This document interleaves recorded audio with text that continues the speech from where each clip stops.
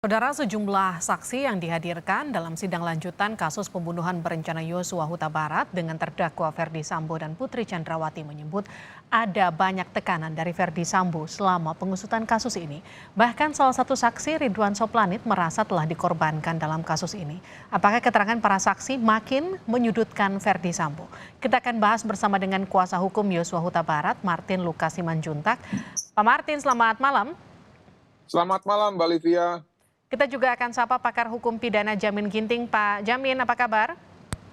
Baik, Mbak Livia, selamat sore menjelang malam.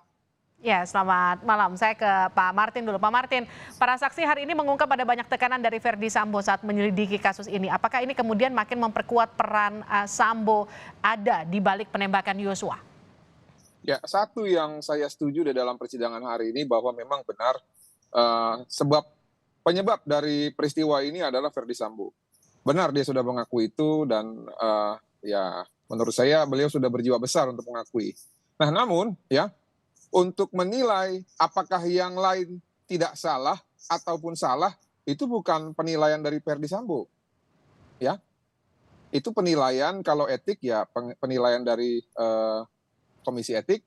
Lalu kalau dari segi hukum pidana itu adalah penilaian dari hakim.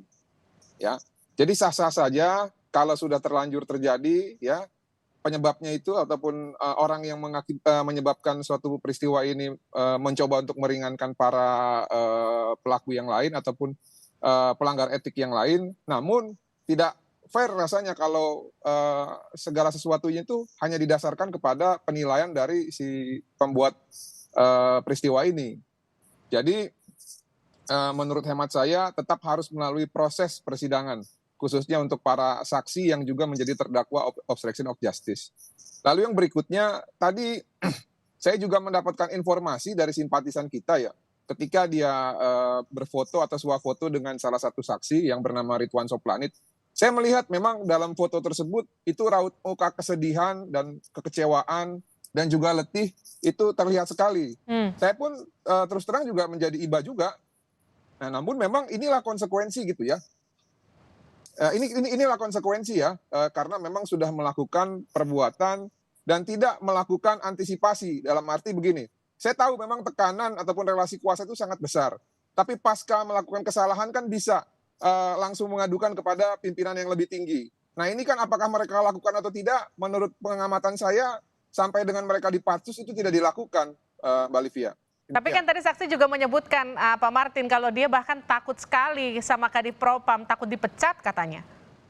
Ya, Kadif Propam itu kan bukan pimpinan paling tinggi di institusi kepolisian kan, dan masih banyak lagi yang memiliki bintang 3 ataupun sesama bintang 2. Nah, yang kita nilai itu sebenarnya Mbak Livia, pasca mereka mengetahui ya, walaupun sebenarnya menurut saya mereka sudah tahu dari awal. Karena kenapa? Khususnya yang di Propam, mereka tahu bahwa membersih-bersih TKP itu adalah bukan tupoksi mereka. Lalu mengenai yang dari reskrim, mereka tahu juga dengan menghilangkan barang bukti itu membuat suatu peristiwa pidana bukan menjadi terang, malah menjadi gelap. Nah, oleh karena itu, berdasarkan temuan juga di tanggal 12 ya, menurut informasi dari Cuk Putranto, yang melihat bahwa Joshua masih hidup dan tidak sesuai dengan konstruksi rekayasa Ferdi Sambo yang mengatakan tembak-menembak, dan Joshua sudah mati pasca dia datang, harusnya mereka itu membuat suatu keputusan yang bisa menyelamatkan diri mereka masing-masing ataupun secara bersama-sama. Faktanya kan mereka nggak lakukan, Mbak Livia. Oke, saya ke Pak Jamin. Pak Jamin, kalau yang Anda lihat Pak Jamin, dari kesaksian 9 saksi hari ini, siapa yang paling penting untuk membuka misteri kematian Yosua? Ya, kalau kita lihat tadi apa yang disampaikan oleh Ridwan Soplanit itu hal yang paling penting menurut saya, karena konteksnya dialah yang memegang kendali pertama sekali dalam proses olah TKP untuk dilaporkan ya tentang kejadian tersebut. Sayangnya beliau menerima mentah-mentah keterangan Pak FS begitu, walaupun dalam hati nuraninya ada kejanggalan-kejanggalan yang dia rasakan begitu. Tetapi seharusnya sebagai seorang penyidik ya, kalau dia tahu ada kejanggalan-kejanggalan, dia harus konfrontir, dia harus konfirmasi kenapa alasan ini, alasan itu. Tetapi karena komandonya terlalu tinggi dari seorang perwira menengah kepada langsung bintang, ya ini juga menjadi masalah tadi. Sehingga dia tidak berani untuk mengkonfirmasikan saja, dia tidak berani. Bahkan tadi bilang, udah kamu gak usah banyak cerita, atau udah saya aja yang jawab terkait dengan CCTV. Nah ini kan suatu hal yang sebenarnya dihilangkan. Satu kan sebagai penyidik, melekat jabatan tersebut siapa saja yang diperiksa atau ditanyakan harus memberikan jawaban begitu loh. Harus bisa dikonvertir, bisa diterima. Tetapi realitanya ya kita lihat ya. Karena saya khawatirnya memang rencana ataupun drama yang skenario yang disampaikan oleh Pak Ferdi Sambo ini masih dianggap sebagai suatu kebenaran. Sehingga mereka khawatir kalau seandainya benar mereka bisa melawan perintah bintang, bisa dimutasikan atau punya risiko jabatan yang lebih tinggi lagi. Ya udahlah kita ikut aja lah begitu, daripada kita nanti ini benar diomongin. Tapi mereka ada keraguan ini tidak benar. Nah memang dilema seperti itu berhadapan dengan situasi yang sangat harus mengambil keputusan, itu sangat sulit dan itu cepat sekali kan kejadiannya. Nah dengan keadaan seperti itulah sehingga sulit bagi mereka untuk bisa mengambil benar-benar bersikap profesional. Sehingga ya akhirnya mereka kena kode etik kan. Nah inilah yang menjadi dasar. Seharusnya mereka bukan taat kepada komando, tapi taat kepada hukum, SOP terkait dengan proses penyelidikan dan penyidikan mereka udah punya, cuma nggak digunakan. Nah itulah permasalahannya kita dalam proses penyidikan ini, lebih takut kepada atasan daripada aturan hukum dan SOP. Gitu Mbak. Baik, Pak Jamin, kalau Anda sendiri melihatnya, ini kan awalnya saksi-saksi ini takut, kemudian mereka cenderung ada yang bahkan sampai berubah-ubah keterangan di persidangan, tapi sekarang nampaknya sudah mulai nyaring, berani, bahkan ada yang kemudian tadi Ridwan Soplanit sempat berkata ke Ferdi Sambo, kenapa saya dikorbankan, sudah mulai berani lah intinya. Apakah kemudian ini artinya sudah mulai akan terbuka satu persatu benang kusut kasus kematian Yosua ini?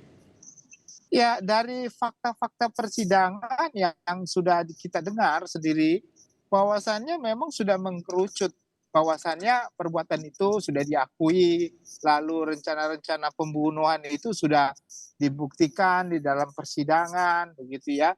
Tinggal bagaimana perbuatan itu adalah suatu bentuk yang sadisme, kekejian yang justru melibatkan banyak orang, ya sudah dipersiapkan sebelumnya dengan matang. Nah itu yang menjadi dasar yang saat ini sedang disampaikan. Jadi saksi-saksi yang sekarang belakangan ini saya kira nggak begitu sangat berpengaruh lagi terhadap putusan hakim. Hakim sendiri kalau menurut saya dia sudah punya pandangan yang firm gitu, bahwasanya ini adalah kasus yang terkait dengan pembunuhan berencana. Kalau saya amati ya, itu penilaian saya tidak mau menilai lebih jauh, tapi itulah yang bisa saya lihat saat ini begitu. Tapi kalau saya mau ke Pak Martin. Pak Martin, kalau misalnya Anda sendiri melihat dari keterangan para saksi hari ini, saksi mana yang kemudian paling penting? Ya, terima kasih Mbak Livia. Saya setuju sama semua yang disampaikan oleh abang kita ya, Bang Jamin Ginting, namun yang saya tidak setuju ada satu hal tadi mengenai adanya kemungkinan bahwa apa yang disampaikan oleh Ferdi Sambo benar. Karena menurut saya ya, secara kausalitas para penyidik yang sudah profesional ini ataupun para petugas di Propam yang sudah juga profesional dan mantan reskrim juga sebenarnya tahu jauh di lubuk dalam hatinya dan sesuai dengan apa yang terjadi gitu. Kenapa saya bilang begitu? Karena perintah untuk menghilangkan barang bukti, perintah untuk mengkondisikan lapangan, perintah untuk membuat BAP di tempat lain itu bertentangan dengan teori kebenaran, ya, dan bertentangan juga dengan tupoksi para petugas ini. Jadi sejak dari awal perintah itu disampaikan, saya yakin mereka sudah tahu 99,9% bahwa bukan seperti yang disampaikan oleh Ferdi Sambo lah yang terjadi sebenarnya, ya. Jadi itu aja yang tambahan untuk Bang Jamin Ginting. Lalu yang berikutnya mengenai keterangan hari ini, ya. Tadi ada keterangan dari ataupun kemarin ada keterangan dari Cuk Putranto ya, yang mengatakan bahwa DVR itu sudah diserahkan kepada Polres Metro Jakarta Selatan semenjak tanggal 10. Nah yang jadi pertanyaan ya, kok drama tembak-menembak itu lama sekali sampai bulan Agustus gitu loh. Dan ada resonansi di situ, ada Karopenmas melakukan rilis, ada Budi Herli, Kombes Pol yang melakukan rilis, dan orang-orang ini sampai saat ini saya lihat belum pernah dihadirkan sebagai saksi. Ya makanya saya kira ya kurang fair juga, ya harusnya mereka at least minimal dihadirkan sebagai saksi. Lalu yang berikutnya mengenai persidangan hari ini juga. Terkuak fakta bahwa benar sesuai dengan kesaksian Adjan Romer, Ferdy Sambo itu menjatuhkan senjata HS ya. Ya, itu yang tadi saya mau tanyakan ke Anda. Nah, lalu terkuak juga di persidangan bahwa memang benar tangan kanan Ferdy Sambo itu terlihat seperti menggunakan sarung tangan hitam. Ya. Tapi kan di CCTV nggak kelihatan Pak Martin, ketutup mobil. Itu cukup untuk meyakinkan hakim nggak? Ketika berjalan setelah tertutup mobil kan tangannya agak sedikit mengangkat itu yang kanan.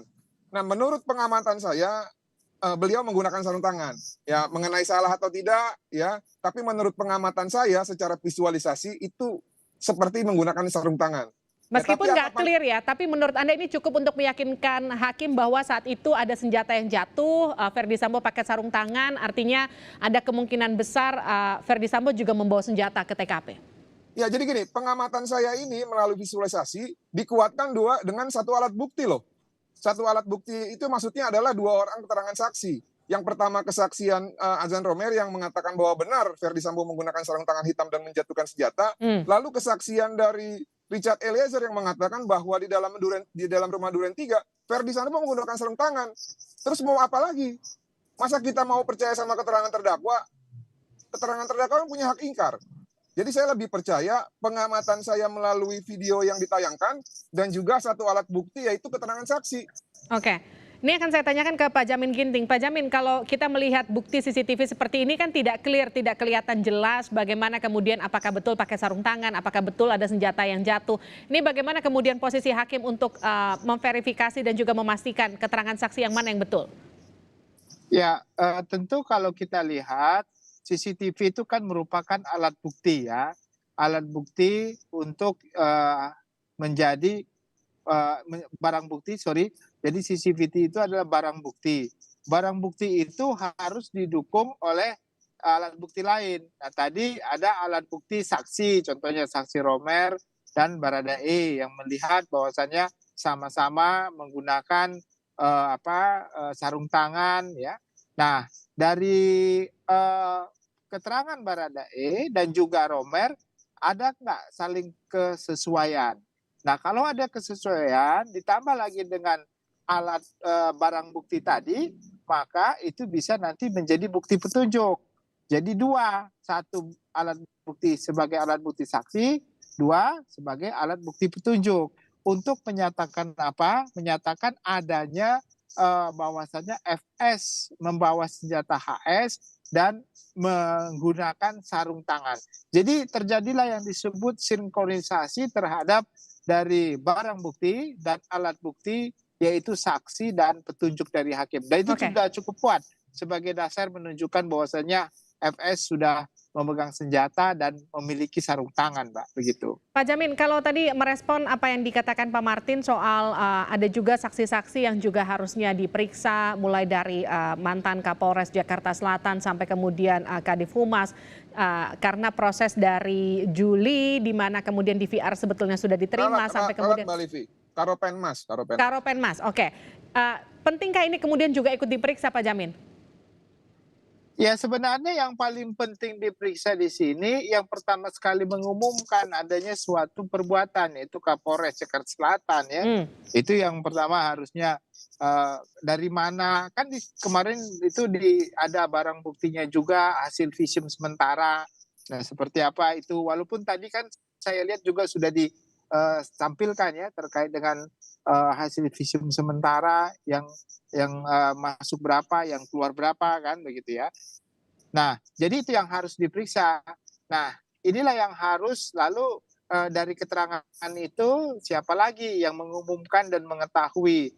Nah, cuma memang Mbak Sylvia, ini adalah kewenangan dari jaksa penuntut umum. Jadi kalau jaksa penuntut umum merasa, wah ini saya nggak perlu karena nggak begitu penting untuk pembuktian, dia nggak akan menghadirkan tersebut. Dia hanya menghadirkan yang ada related langsung dengan kejadian ini. Kalau menurut dia nggak ada hubungan, dia tidak akan. Dan hakim juga nggak bisa memerintahkan, yuk harus hadirkan. Karena beban pembuktian untuk mengungkapkan adanya suatu perbuatan pidana ini oleh jaksa penuntut umum. Ya itulah kelemahan kita. Jadinya kita tergantung kepada jaksa penuntut umum. Dia mau hadirkan atau tidak gitu. Kalau penasihat hukum merasa penting ini orang hadir, nanti dia yang mempunyai hak untuk menghadirkan begitu. Nah, cuma masalahnya bisa nggak dia mau menghadirkan orang di BAP atau yang belum pernah di BAP untuk bisa dihadirkan sendiri. Nah, itu punya kesulitan tersendiri ya dalam menghadirkan orang-orang seperti itu. Begitu, Mas Rifki. Pak Jamin, kalau kita lihat kan keterangan para saksi sekarang sudah mulai mengerucut, mengaku ada tekanan dari Sambo. Kemana kira-kira akhir dari persidangan ini? Ya tentu kalau pengerucutan terhadap kasus FS sudah cukup jelas, ada 2 dakwaan terkait dengan dakwaan pembunuhan di 340, 338 dan obstruction of justice. Nah, jadi dua-dua ini kelihatannya tadi yang digunakan pertama untuk obstruction of justice-nya dan juga untuk pembunuhan berencana sudah ada ahli-ahli yang sudah disampaikan. Dengan demikian ahli-ahli ini sudah merujuk kepada 340.